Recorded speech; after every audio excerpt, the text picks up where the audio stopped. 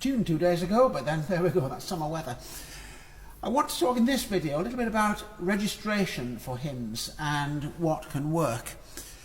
There might be some hymns where a fairly straightforward 8/4-2 chorus is perfectly fine pretty much all the way through.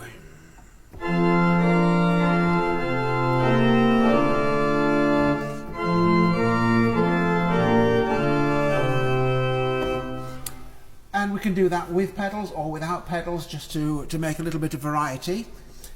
But we do want to change registration sometimes, very often adding a mutation. If you've got a 12th, as I've got here, it can be a useful change from one verse to the next without making a radical difference.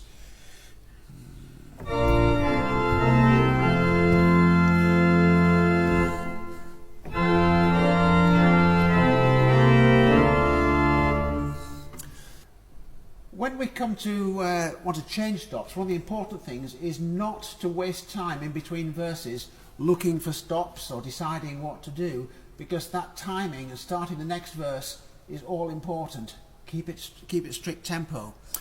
So an easy trick can be to have something ready drawn on a closed swell box and then just open the swell box.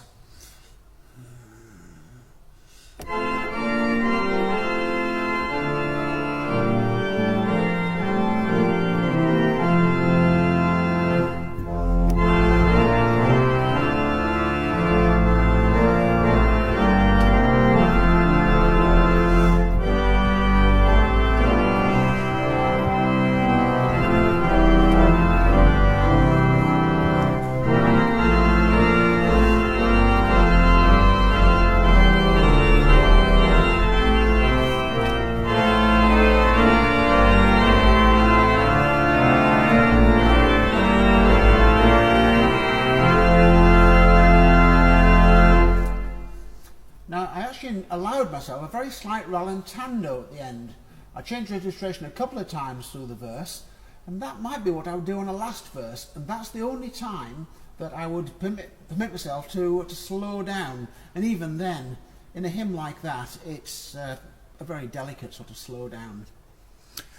Okay, now those registrations are all based, we're talking about hymns that are written for a 4-part choir to sing, SATB style. But of course, quite a lot of the newer repertoire, and some of the older stuff, has a very different feel to it. For example, a plain song tune might want only melody with some very gentle chords underneath. Something that's perhaps very far removed from plain song would be something like the Jenny Hewer hymn. Possibly comes more from the worship song tradition. Father, I place into your hands. And there, you almost certainly wouldn't want to play what an SATB version might imply was the right thing to do.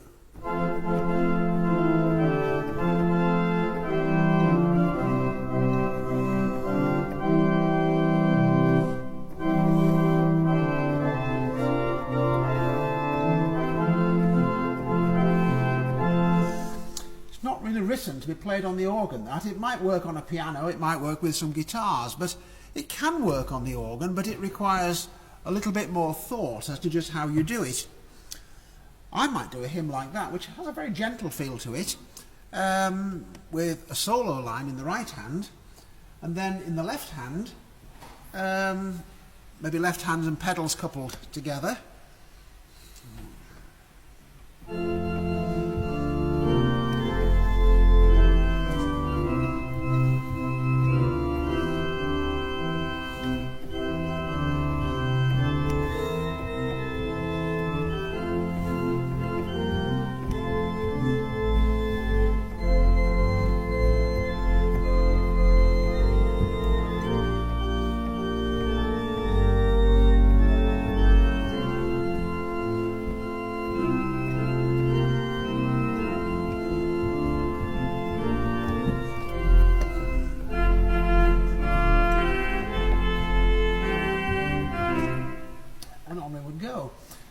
there, you see, I didn't actually use my 2-beat between verses rule.